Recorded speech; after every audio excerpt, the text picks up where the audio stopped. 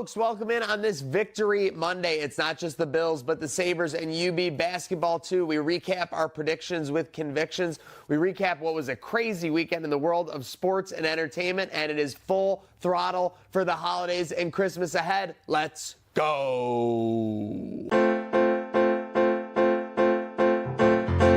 We all need a place where we can be ourselves, somewhere you can leave all your worries on the shelf, and whether you win or lose, you can count on me, and I can count on you.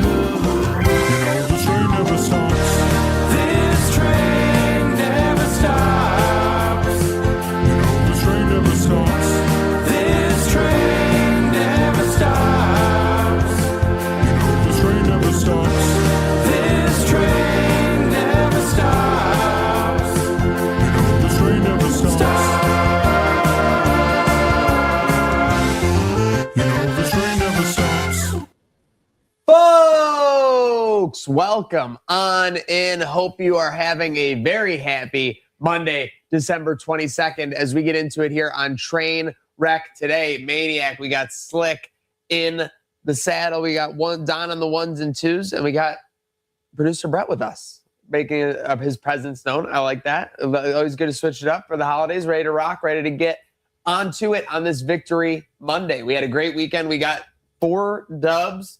UB basketball, Sabres, and then the Bills taking care of the Browns. You know, it's another Victory Monday, Slick, with another Bills win that people are finding ways to not feel very good about. Yeah, I mean, there's pretty good reason for it if you had to sit through all of that game, especially if you were in attendance as a Bills fan, which I was. But, you know, the W's a W. I think I'll let Don take it right away because this is exactly what Don predicted in terms of the Bills game. So, yeah, I mean, all last week I was saying, I'm like, we're going to win. Bills fans are not going to be happy and they're not going to like how it was.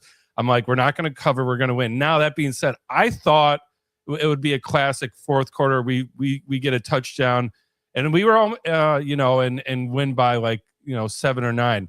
We're in position to that. Knox drops a touchdown, sun could have been in his eyes. Not really like him, but we escape with it. If you look back, it really was, people say there's not letdown spots in the NFL. That's a college thing, but it really was. I mean, emotional comeback win against the Patriots. You're playing the Browns, who don't have much to play for other than, just upsetting one of the best teams. So we escaped. That's all that I'm happy about. I mean, this weekend we had Livy Dunn, Paul Skeens, Tate McRae, and Deion Sanders watching Buffalo sports pick up dubs this weekend. So the names were out watching Buffalo sports. Obviously, we were as fans. Slick, let's get back into it to the game day of all. You're at the game day tailgate. I was rocking at Herbal IQ with the V-Russ tailgate. How was the tailgate in Cleveland? How was the vibe? Tailgate was great. Got to Cleveland. Bills fans completely took over the city. That's big. Parking lots. If you're familiar with the drive into Cleveland, stadium on one side of the highway, parking lots directly on the other as you're coming in. Basically an entire big, long parking lot of Bills fans already. Couple Browns sprinkled in. Game day on the other side. Great turnout. Great space under a bridge right by the water. Seagulls were flocking in looking for some bites. Any baby seagulls? No, still haven't seen one. Okay. Like that guy said, I've been in Niagara Falls, still haven't seen a baby seagull. Made the trip down with Crusher Cam, Buffalo origin story. So got there, got rocking with DJ Jet and Game Day Hospitality. The DA Grill food truck there as well, putting out some great warm food, cold beverages for all the people. It felt like a home game, basically. That's what Game Day does, is that whether it's at an away venue, whether it's home in Orchard Park behind O'Neill's, just off Southwestern there, making Game Day a priority. You know who else was doing was our friends at Herbal IQ. So I was there for the V-Russ tailgate. Got some footage of those wings on the story on the Instagram. Those were looking pretty good. Those were looking like a visual wide receiver, Don. Yeah. I would have loved to. I mean, have you tried them? Did we get a review? I don't fly solo. I like either I lock into my wingman or we which I think is worth addressing. So yeah, let's we did this buddy streamathon Saturday. I left. I'm like, all right, I'm going to Fat Bob's. I openly said I'm going to get drunk. But I was still responsible. Shot you a text message at about 6:37 p.m. saying, "What's the plan for tomorrow?" Never heard back. Oh, I think I went. What did I do? I was setting a wing national record. You're getting all over the place now. Yeah. Well, so I wake up the next day. I'm like, no text back. I gave you an off day. I'm about to text you, and then I check the retweets, and yeah, you're already at Herbal. I'm like, all right, I got the day off. No harm, no foul, but I wish I was there. So. Sometimes a general leads from the front, that's all. So you got to enjoy a nice day with the lovely lady, a nice Sunday, a nice victory Sunday into a Monday. Yeah. You obviously are off to a great start. No hiccups at the tailgate at all. You got your mic working. You got everything going? Got the mic working. Talked about how the pathetic-ass franchise known as the Browns have had north of 40 quarterbacks since the year I was born, 5+ since Josh Allen was drafted. And And we weren't trying to take the Browns to the Super Bowl yesterday. We were trying to shit on them as a Buffalo takeover. But let me tell you how much of a Buffalo takeover it actually was. Getting to my seat, asking the stadium usher, I was in 135B. Getting in at the end of the first quarter, had to help game day, pack up the truck. Team player. Limited on staff. Got to do that. Got to get into the game a little late. No worries. The usher said, I don't know. I just got here as well. I'm trying to learn it all too. I go, what do you mean you just got here? He goes, I work at the stadium in Buffalo. They're short on staff here for every game Sunday, so they have some of us drive in to work the Browns. Oh my God, they can't even get people to work. He couldn't tell us 135A from his 135B. That's how bad it for the franchise it is, and how much of a Buffalo takeover it was. Even the stadium's security are all Bills fans and Buffalonians. And I did find 135B eventually. Thank goodness. Was surrounded by some Bills fans and some drunk Browns fans. A lot of Fire Stefanskis, which I'll address later. You sat with DJ Jet? Sat with DJ Jet. All right, that was probably a nice experience. We had a lot of what would you play in this moment type scenarios you'll see on Tailgate Talk. Love that. Some funny stuff. Okay. Some really funny stuff. I'll just give you like one hint as to a funny situation. We were like 2nd and 4 in the red zone. Was like, what song would you play here? Dead ass. You're ridiculous. This day. You're too much. No, seriously. Speaking of too much, James cooked too much in that first half. Bills get out to a strong start. Was it feeling like for you guys this could be like, obviously they go up 7-0, but then the Bills won that next juncture of the game. I want to say 23-3. They took a 23-10 lead. It was feeling like the taillight time. It was feeling like it could be a blowout thing, but we weren't able to pull away in the game. Something that's going to frustrate a lot of people. It didn't really feel like a 2-score game at all throughout this game. It was just frustrating. Guys weren't catching anything. Guys weren't getting open, missing their blocks. A lot of missed tackles. Especially, people were talking about the missed tackles. That was probably the biggest talking point amongst a lot fans. of missed tackles from veteran guys too. Trey White missed a few. Terrell missed a couple. Dorian Williams, not exactly veteran, but also missed a few. Frustrating to watch for sure, especially when the defense has had so much criticism. You get a couple of guys back that are now healthy, and they still play like that, show a lot of weakness.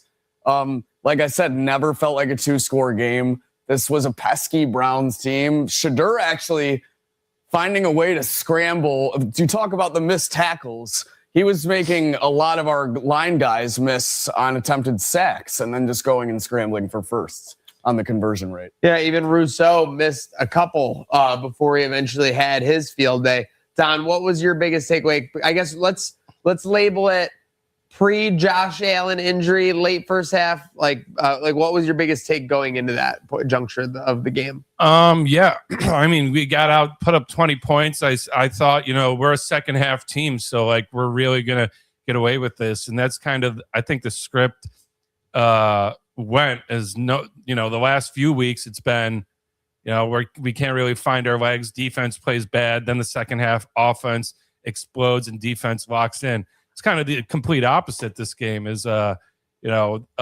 defense played pretty fine in the first half. That first opening drive, not great, but they settled in, and the offense was putting up points. I mean, it's not often the Buffalo Bills put up 3 points in the second half, so it was weird. Such a strange. Like, obviously, you look at the end result. I think if you told any Bills fan Cleveland's going to score 20, you would have felt good about the Bills' chances. If you told any Bills fan that the Bills would score 23, iffy, probably pretty good, but still iffy. So again, it ended up being that kind of game where you felt pretty good most of the way down the stretch. Obviously there were a number of things, but let's get into the Josh Allen injury of it all. Talk to me about being in that stadium live, not really knowing what's happening. They were kind of giving us constant updates. They took his shoe off right away, so we knew it was kind of something with an ankle. Yeah. But what was going on inside the stadium? I had no idea what the hell happened. I was trying to figure everything out. Really hard when you're in an opposing stadium and something like that happens because no one goes quiet. Everyone's just going about business casually, especially if he's not down on the field. Nothing too concerning for the Browns By the way, fans. were they like, is that Myles Garrett? Because originally they awarded it to the one guy. Yeah. Then they split it. Like, Very it was much crazy. so. You could tell the league made the call because they wanted to get him within a sack, where if he got a sack, it would have been the record. No, there was definitely a lot of people turning around saying that, including myself, and then wondering what the hell was going on with Josh. Didn't exactly see how that happened, what came down on him. But definitely he lost for words when he was going to the too sideline, fast, right? Yeah. Like, I think when you look at the replay, so was it because he was what made trying to it get so out worrisome. of it. That was what made it so worrisome. Was it was kind of like a non-contact one. He like twisted again to do like the second spin, and he definitely like sometimes you're just like overconfident in your running ability, and that was all it was. He was trying to move faster than his feet would allow. I saw him at least walking to the locker room, so I felt good about that. And let's be real, like if there's a guy that has a tweaked ankle, is going to play through it. It's Josh. He's not going to be standing on the sideline like Lamar Jackson last night. So, whoa! All right, all respect to injuries. But second half, we get out there, only score 3 points. That's definitely troublesome. Cleveland started to get it going, but it was kind of either the Jordan Poyer or Greg Rousseau show. Greg Rousseau breakout game here, 2.5 sacks, all kinds of QB pressures in the fourth quarter. I don't know. It's like people kind of criticize Greg for never making the big plays, but I feel like it's more the consistency that is really how he shines in the defense. His pressure's always been there this season. It's like not always showing up on the stat sheet. Definition of a guy like that, where stats are not always going to explain the whole story. And Greg just finally got his paws on vulnerable Shedeur yesterday. But like I said, too, other guys were getting there as well. The pressure was there the whole game. Shedeur was just able to shift and to move out of those situations sometimes with agility and get those first downs. Obviously, we got to him at the end in the fourth quarter a lot when it mattered, but frustrating game on the defensive side of the ball. So we get to a game where it's like you need to kill 9 minutes up 3. They get a 3 to 4 minute drive where they get into, the territory. Then they kind of have to, like, they stymie out or whatever. They can't do anything. There were a couple times where they called in the defense late to essentially win this game. The offense had a chance to, and we had the Dawson Knox 4th down drop. Were you surprised that they went for it in that scenario? Well, no, because there were 2 4th downs we missed, and it was 100% influenced by the fact that we don't know what's going on with this kicker right now. I mean, this is a bad. That should when be when you can't kick a 45-yard field goal with confidence. That should be the biggest thing that we are like, oh my God, like one of these games could come down to like 2020, 4th and 2 at the 25. We need to be able to kick a field goal. I knew it. I knew it. So basically, I knew it was bad. I want to say, by the way, at halftime, they were doing like a kicking competition. Oh, no. They picked 5 less than teenage girls, probably like 13-year-olds, and had them trying to kick 20-yard field goals. And this girl couldn't even get it off the ground. And then we come and start the second half, and our kicker can't even hit the landing zone. I was like, did one of these little girls sub into the uniform? Not good. It looked like a squib kick that didn't even come close to the landing zone. Yeah, that was so between the kicking issues on TV, seeing how it was one of those weird situations where the sun is like hitting half the field, which people think doesn't mess with you. It does when you're running a route and you're in the shadow, and then all of a sudden you're in blinding sunlight. The ultimate sports situation for that is in baseball when the sun and shadow is between the pitcher's mound and home plate, because it goes in from the shadow, and like exactly like you said, seeing that come in is way more challenging in those shadows in that situation. Yeah, so there's the kicker thing. Brandon Cooks has a bad drop. Dawson Knox has a bad drop. People are out on Cooks already. It was one of those games, like I said, we escaped, where I'm watching and I'm not like really angry about one particular thing. I'm more like, this game's cursed. There's some voodoo going on right now between between let's the just get out passes, alive, Josh missing Khalil over his head wide open on 3rd down, you name it. There was definitely some cursed moments. It felt like. Yeah, so the offense, I mean, if you look at the box score yesterday, it is not one to Atrocious. send home and, Yeah, and Jackson, put on the fridge. Jackson Hawes second in receiving yards. Like, That's did crazy. they say the top receiver was like 40 yards yesterday or something? Like, I'd be and- surprised. 34 I'd be from surprised if it Khalil. was Guys that. on the outside just have to start doing something. The Josh Palmers of the world, someone has to start doing something because we have it right here in the notes. Are you concerned about the offense? I'm concerned about the outside part of the offense. Yeah, absolutely. Especially you add on top of this, I see like MVS on my TV yesterday in the afternoon slate going and catching balls. It's like, what are we doing now? I don't know. It's concerning for sure that we can't just bank on James Cook every game, especially when Josh looks sometimes like he might be playing through a little bit of pain. Yeah. Yeah, that we need. I'm not upset weren't using Kincaid a ton. I think we were giving him reps, but we didn't want to put too much on him because we want to get him healthy. I think he only had like one target. But yeah, you got Shakir. Yeah, why was he even out there? Yeah, that's That's what I don't get. Like, you could have rested him for 2 weeks. Instead, you put him out there. Like, I don't know. Yeah, well, there was a couple times we did the 13, right, with 3 tight ends, Yeah. and he was just blocking, I guess. They just wanted a big body out there. Mm-hmm.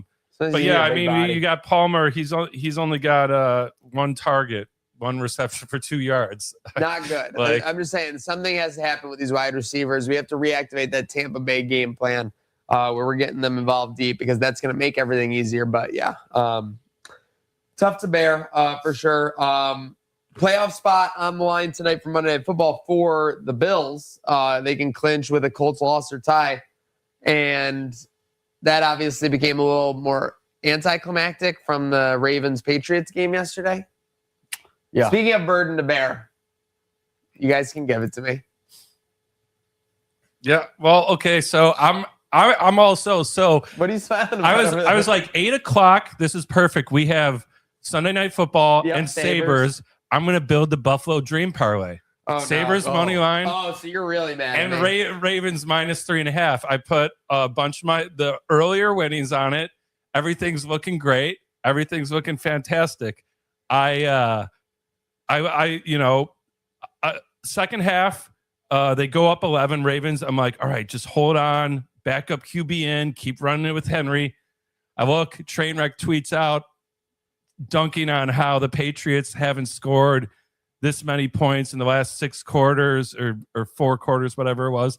And immediately 5 minutes later, get a It touchdown. happened quickly. It did happen very quickly. Get a touchdown. Ravens don't score again. And yeah.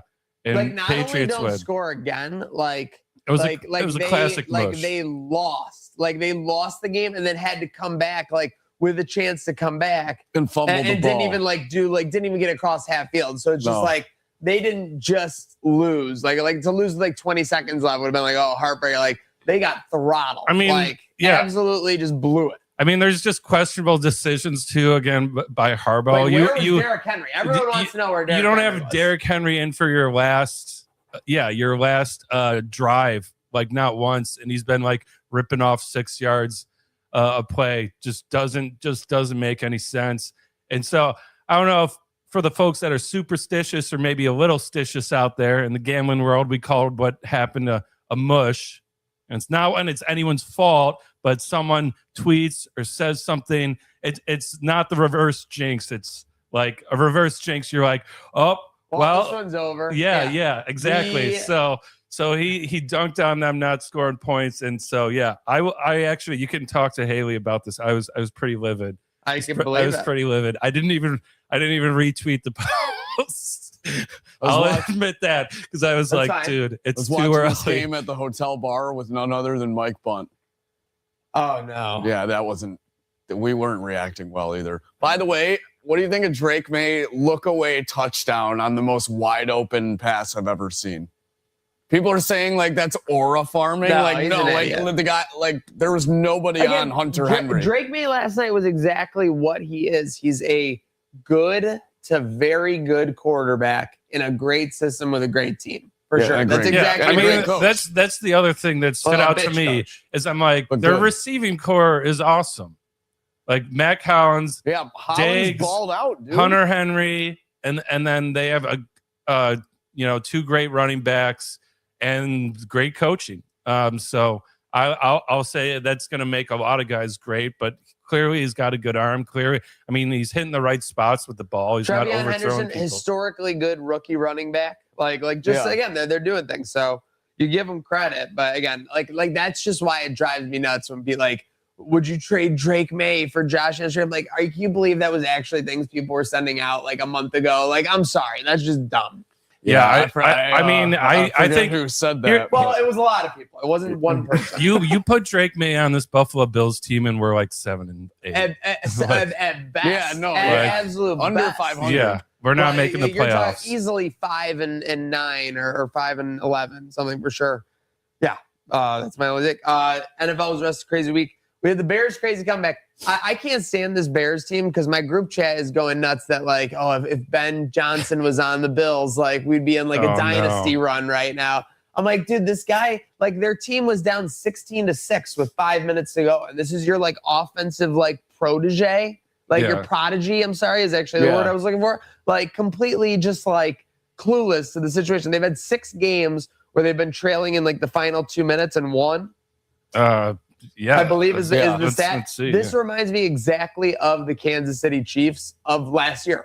So they had all those close wins. What happened this year? It was a regression to the mean. I think the same thing is going to happen for the Bears eventually. I bet on the Packers on Polymarket. Next play, Jordan Love goes out.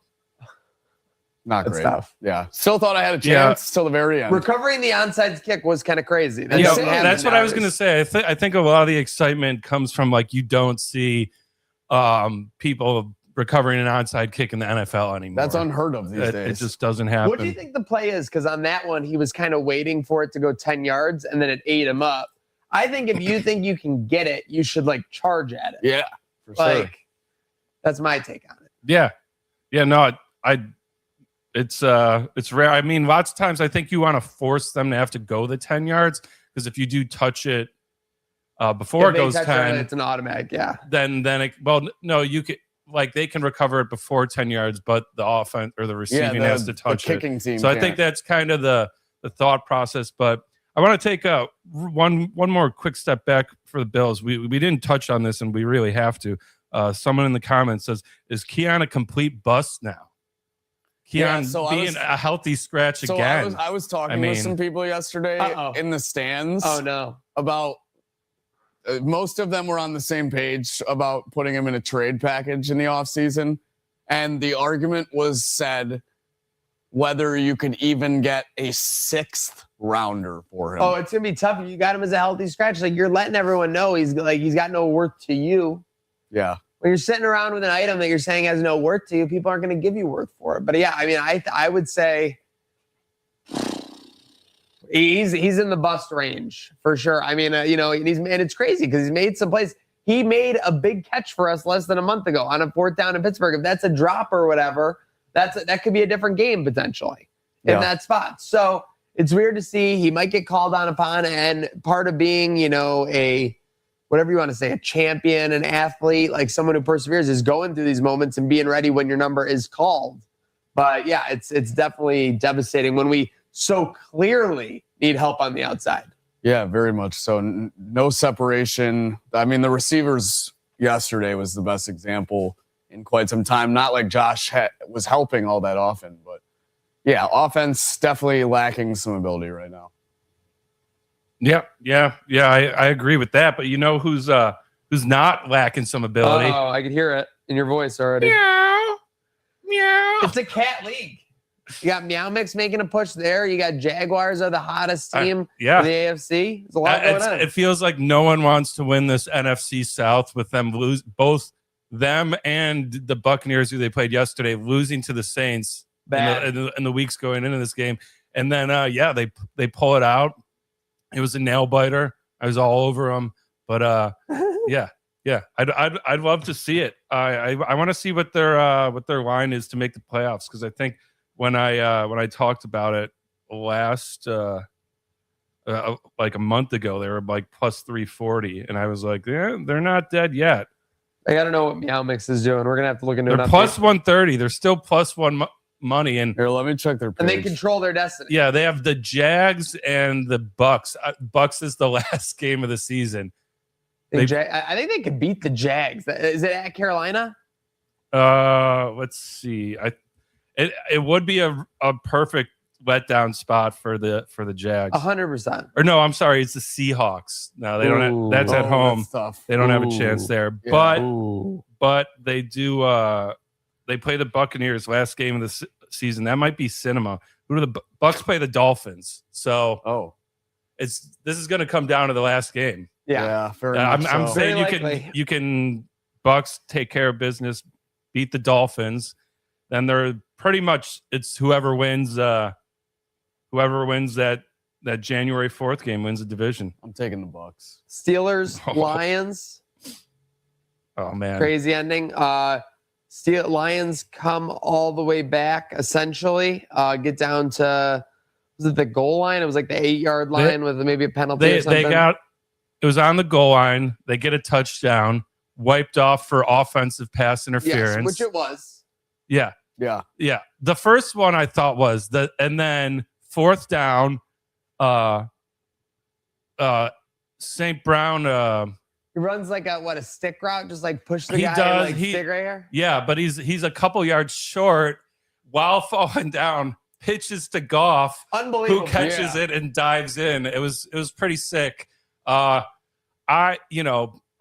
can see how it's offensive pass interference, like with the shove, but like I don't know if you run through the guy. They ruled it a touchdown. They ruled it a touchdown. But it was offensive pass interference, and that ended the game. And then they said by rule, game over. That's great because the Goff dive into the end zone was pretty cinematic. Insane. Yeah, and it was just I thought the Lions were dead, but it was classic. Like 8 minutes left, they get one touchdown, get a stop, and I mean, that was a fun one to watch. So some good games yesterday for sure. Yeah. Some very exciting football this weekend. I don't expect it to be any different this weekend. Yeah. We got Christmas football on tap. We got everything all week long. Speaking of all week long and excitement, Don, I know you can feel it in your gut right now. The Sabres have won 6 straight. First time in 3 years.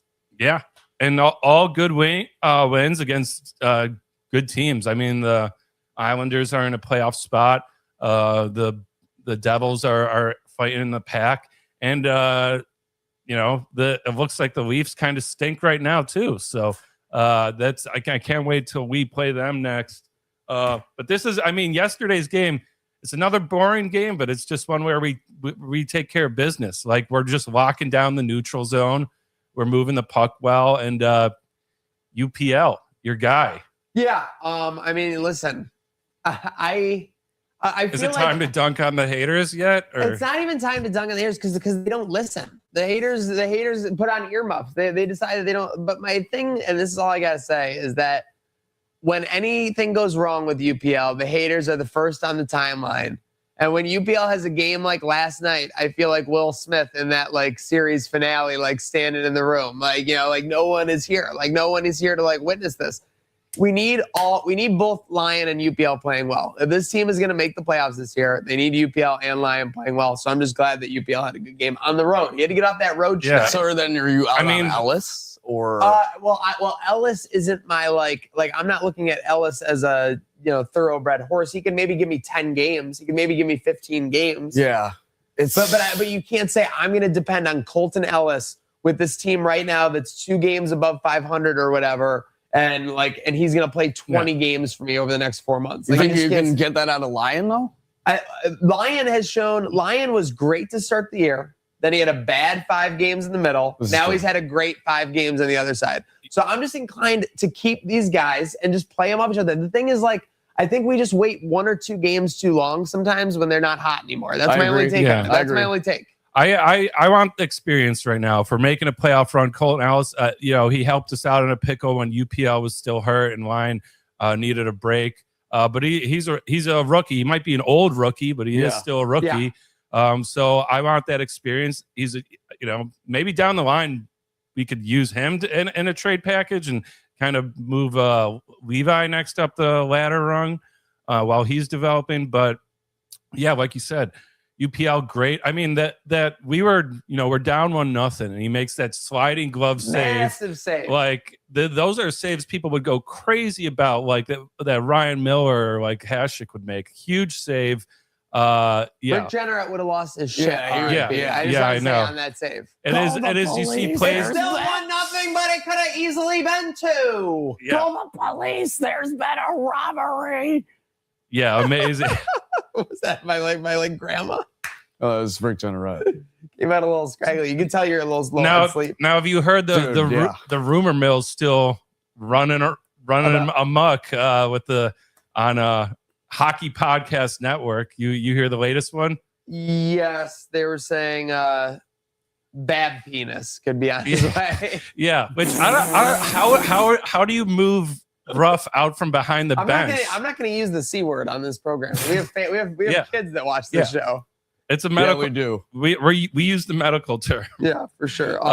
But how are you gonna take Ruff? Like this is a movie This that makes no sense. You come out of Jumanji. It's like, what year is it? Like, dude, like, why are we going to get seriously. All this talk, torts. wasn't one of the things too many cooks in the kitchen, and now we're just gonna get like more people? Yeah, and also didn't Babcock get fired because he was like doing weird shit with players? Like, text, and he was like doing weird social media. He was stuff. looking through players' pictures on their phones. Yeah, that's crazy. I don't want that guy. Yeah, what psycho. In here.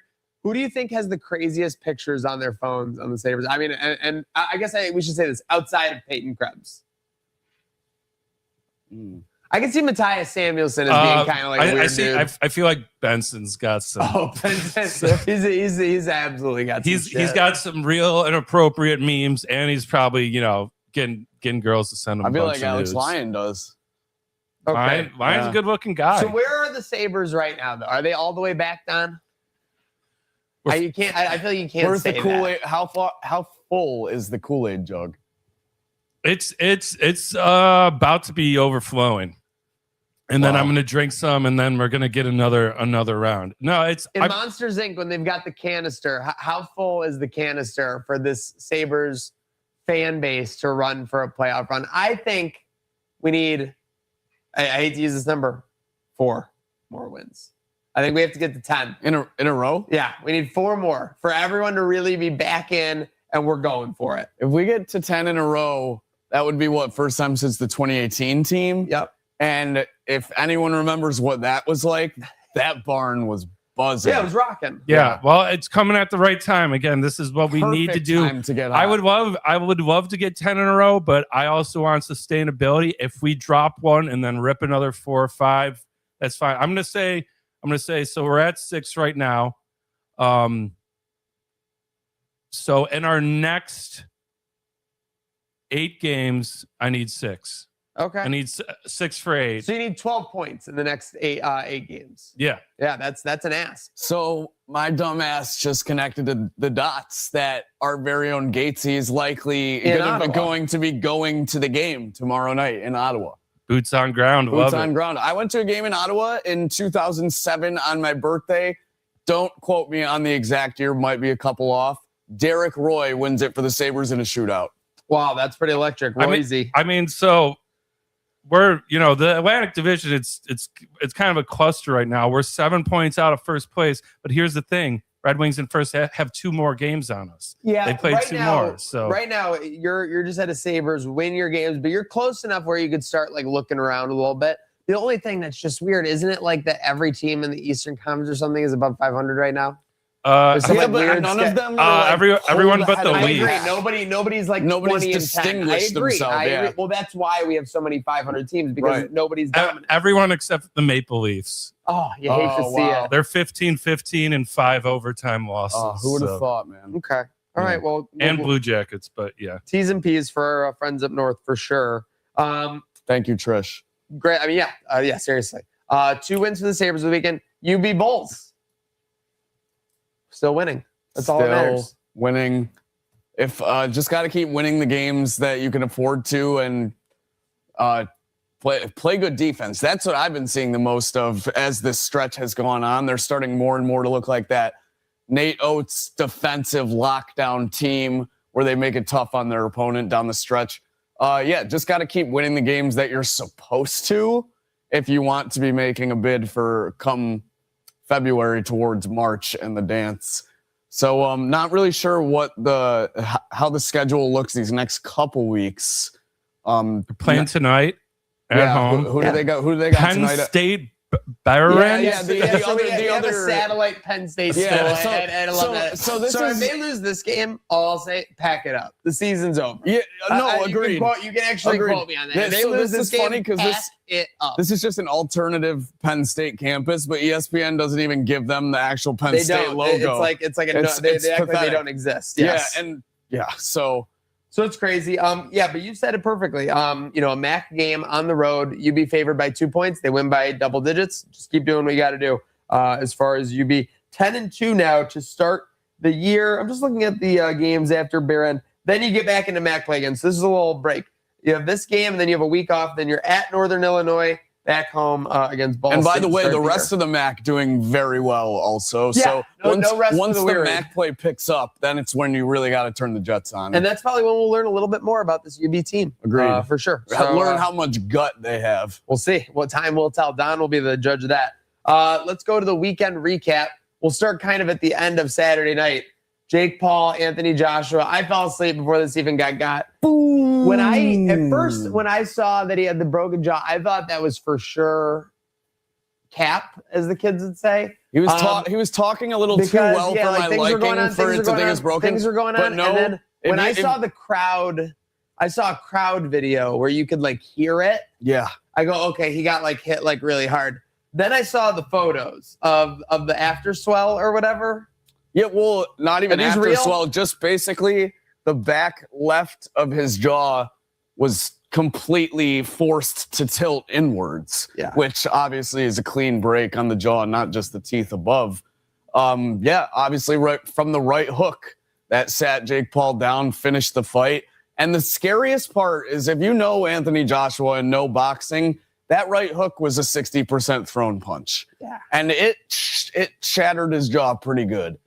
Broken in two places, only really looks bad on the one. You couldn't really see the break. It was kind of like a hairline fracture on the other side of the jaw. I got to give it to Jake for getting sat down as many times as he did and taking it that deep. Give me Canelo. That's probably who he's going to ask for next. 10 days, but how? Why? But why? Just so we could watch him get beat up? That's going to be like the thing. Well, see, like maybe now Canelo's older than Anthony Joshua, and Anthony Joshua is even considered an older boxer. Yeah. So now he just might go back in that trajectory. But since he's fought a big name now, he can't really go down in stature. How much were you saying Jake Paul made for this? $50 million. Dude, it's easy to say that, I would do it, but dude, hearing the noise of the jaw when he hit him. Most people, that punch kills. Yeah, that's what I'm saying, dude. It's I might not survive that punch. I'm surprised he was still conscious after 3 knockdowns. No 3 knockdown rule, but it was very obvious on the 3rd knockdown that you had to stop the fight. Yeah. I don't think Jake wanted to get up. You could tell he was going to try. Maybe he was too tough for his own good. Yeah. Like I said, you got to give it to him. A lot of people would not only be unconscious, possibly dead. Death. Yeah. That was like a Leroy Jenkins. Punch. Yeah, that was crazy. Again, crazy. So the Logan Paul trash talk, it was so stupid. Yeah, telling him he's lost every round. I think he was doing that, or Jake was doing that when Logan fought Mayweather as well. Yes. Oh my God. When he was doing that when Logan fought Mayweather, and at the end, he was like, it was Logan 12 rounds to nothing, and you can hear the commentator go, "What the hell is he even talking about?" Mauro Ronaldo? Yes. Oh my God, that's crazy. Speaking of records, Buffalo sets a wing eating record. This was only right. The Revelis Family Foundation gets it done. By the way, I don't know if we're gonna get video of this. Nick Revelis gave himself the most grand entrance I've ever seen. You have to see this. There's video. Dude, he had a walk-in, a Morgan Wallen type walk-in, to the thing. On the screen? On the Jumbotron. No. As this was happening. Then he came in and the speech, they threw it to me a little bit after, and everything.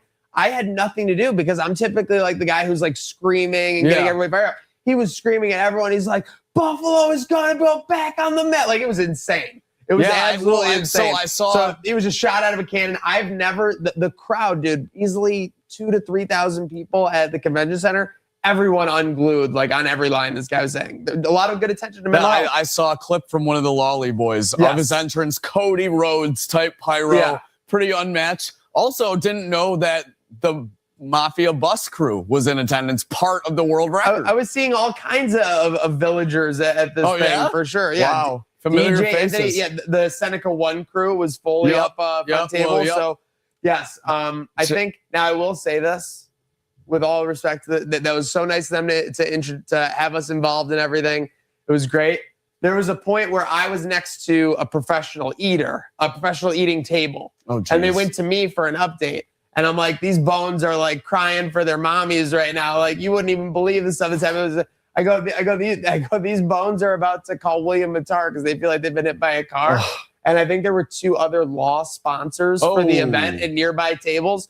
Massive boo pop. Like I was surrounded by, like, I had to go, whoa, I had to go, like, whoa, like it's charity wow. Like, dude, I'm telling you, massive boo pop. So you were the heel all of a sudden. Oh, dude, I go, don't make fun of me. Like, keep eating the wings. Like, it was like crazy. you're trying to set a record here. Dude, really. So there was, listen, sometimes you just get a little crazy in the moment. That was what happened there. Well, all due respect to everyone involved with a not so silent night this past Saturday. We put Buffalo on the map. Why did they call it that? Because everyone would be eating? Yeah, I guess like loud, making noise on behalf of Buffalo. Yeah, true. Shout out to Nick and all the boys, everyone involved at Seneca 1 putting that together. Yeah, putting us back in the record books, not just on the map. Big. Yeah, you know who we took that from, by the way?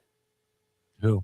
Bezos. Bezos and Amazon had that. What? Yeah, Buffalo took it back. Hey, Bezos, Yeah. Buffalo's got 2 words for you. Chicken wing. Yeah, I like that. More like Speaking bozos. of winning, we were winning early on Saturday, though. Paw it forward, JM 12K. We did it. We did 12K. it. Raised money for the Poochies. It felt a lot longer, but we raised over $10,000 in the matter of 70 minutes, guys. I think that's pretty dope. Like, I didn't realize we were actually capable of something like that. I don't think a lot of people did either. Feels really good, honestly. Doing that for not only buddies, the community, the dogs. You see all the work and all the resources required that goes into buddies. At least we do, because we're behind the scenes a lot. So it just feels really good that we're able to do this for Julie and give back, keep a great organization, not only going, but thriving. Yeah. Transports, everything is going to help pay for more. Yeah, I don't know what the final count is. We might have to get that, but if you don't know what you're talking about, check it out. It's on our YouTube. It's on I think Herd of Buffalo's YouTube too.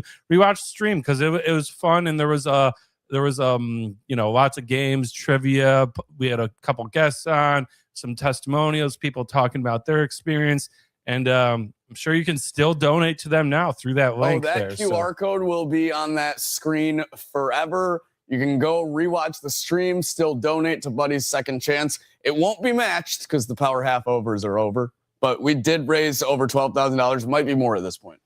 Yeah, and you can see Slick lay down some dog trivia. So again, check out the stream. You can also always follow Buddy's Second Chance and stay along for the ride. That's just as important as the awareness. And you could always adopt a furry friend. For sure. Week ahead, we got holidays, good times. Hopefully everyone getting to spend some rest, relaxation, and good times with those close to them for this holiday season.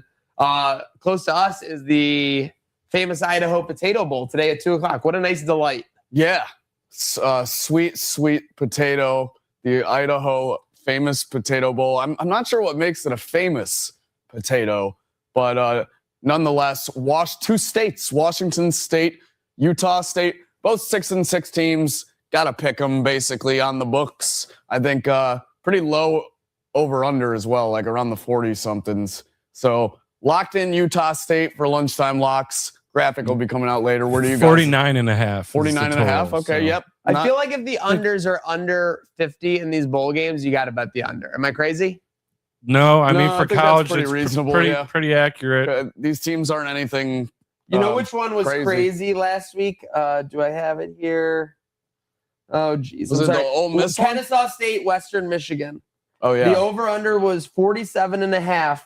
It was 34-0 Western Michigan at halftime. And it ended at 41-6. Went under. Jeez. Unbelievable. Yeah, I think you got to take the under tonight then, too. Yeah, I mean, no points in the fourth. I don't know quarter. if there was an under freer than the Miami Texas Oh game. my god! Well, that one, you start like now with the overtime rules, it is a little different because they go for the 2-point conversions or whatever. Yeah. But you start to get worried about overtime. You're like, oh, are they gonna put in like 20 quick points or whatever? But yeah, like that was. You want to talk about? That game was being played in sludge? Yeah.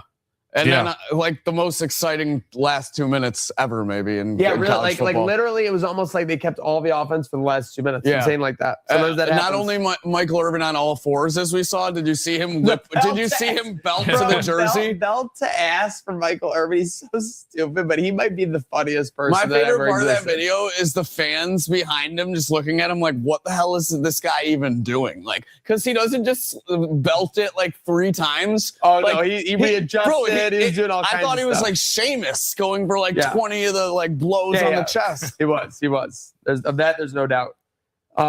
Just looking at it. So rest of the CFP, we all lost a couple picks. Lost a pick or two. Well, we were all on Oklahoma, and that was a collapse for the ages. Insane. Oh, by the way, Salino holiday party on Friday, also a great time. Oh yeah, right on. Because that game was going on during that game. So I checked. I went up to go do one of my talks or whatever. It was 17-0. I came off the stage or whatever. I think it was 17-17. I don't even want to sound like crazy. Yeah. Yeah, no, right after they went up, Alabama stormed back, never looked back. JMU gets their doors completely blown off, showing that. But they cover. Did they? That they came back to cover, didn't they? I don't think so. I don't think so. I don't lost think by 17. Oh, okay. Oh, I turned 20.5. Yes, that's what I'm saying. Okay. So They were 20 and a Okay, half. yeah. You guys, I looked away. Ole Miss was 17 and a half, and they covered. I'm pretty sure They won the end of the game 21-3. So at a certain point, Oregon was up 48 to 13. They're up 35, and JMU covered the 20 and a half. Yeah, I turned that game off and went to do something else. But it was a great cover, historic, like amazing cover. But so yeah, it's we're all so I think Slick and I had one game because you had A&M. Everyone else, it was a chalky start. We all lost Alabama, Oklahoma, and then one Oregon, Ole Miss, and yeah. So we'll see how this works out. These points double each round. So now the semis are 2 points, or how's that work? Sure. I don't know. I don't know how you score a bracket. I was just going to score I don't know if it's each. We can go 1, 2, and then like 4 for the final. Yeah. Sure. Yeah. It's that way. All right. It's that way. All right. Cool. So we'll see. We'll double each round. Predictions with convictions. Doubles each round. That's standard game show protocol. But this is no game show. This is Trainwreck today. Make sure you're following along. Herd of Buffalo, Trainwreck Sports. Let's get into our who's hot and who's not. Brought to you by our friends at Salino Plumbing, Heating, Cooling, and Electric.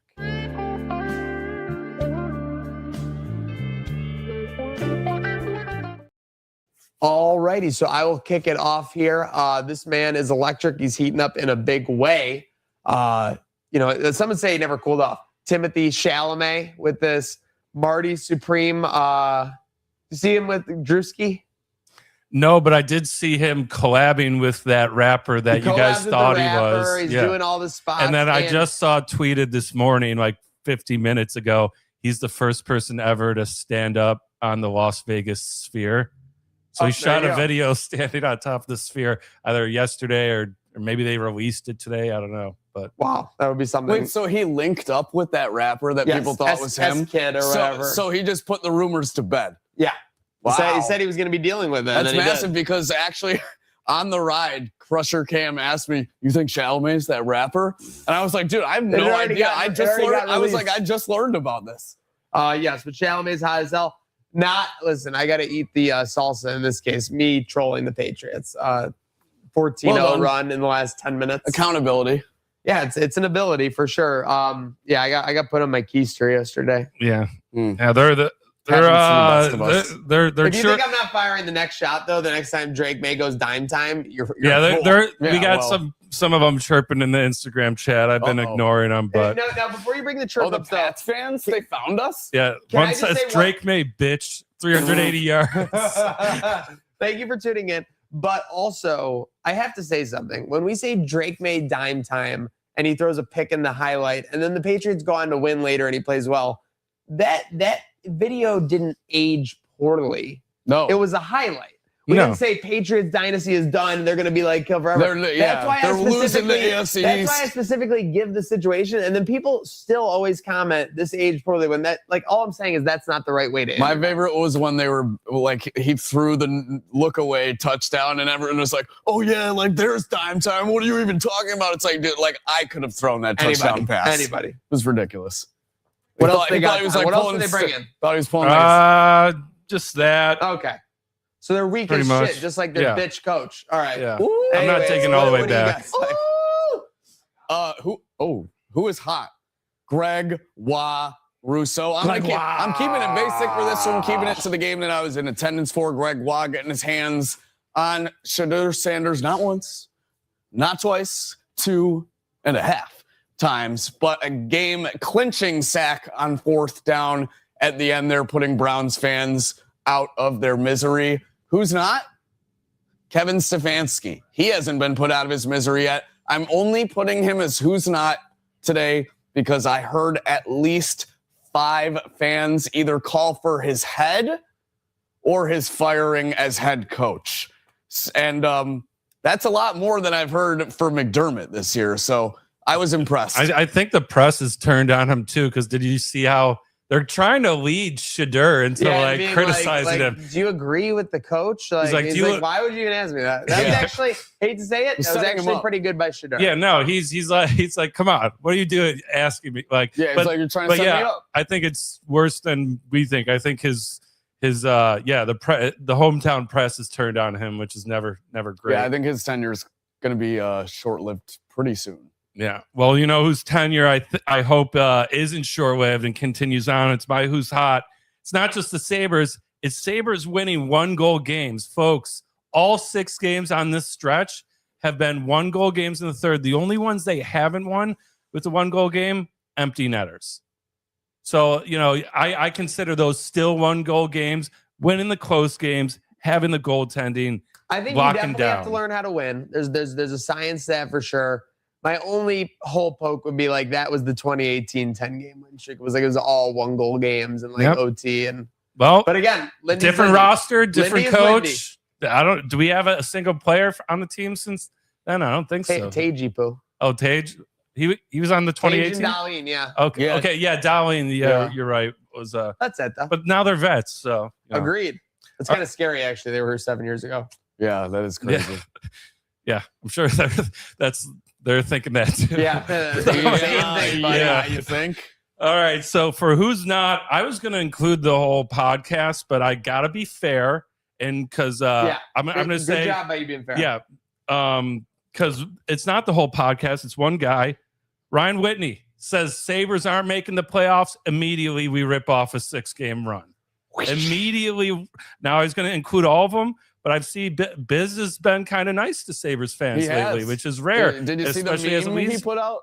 Yeah. A Leafs fan being pro Sabres, hey, I'll take it. I mean, things are real bad for the Leafs now, so that shows you how bad it is. Is you want to cheer for the Sabres? That's easier than cheering for the Leafs. But Whitney, this is keep doubting us, keep hating on the Sabres. I love it. If it gives us more wins, keep doing it. And we still part of me doesn't want to let Biz come root for us because he's been a Maple Leafs guy and a hater. But the part of me also knows that like the Maple Leafs fan base likes him rooting for them, and like that's like kind of we can be like the side bay that like kind of pisses off the main wife, you know? Yeah. That's funny. Yeah, never forget the Leafs mushing the Blue Jays. Oh my gosh, big time Leafs mush there. Yeah. So that's been Who's Hot or Who's Not, sponsored by Salino Plumbing and HVAC and Electric.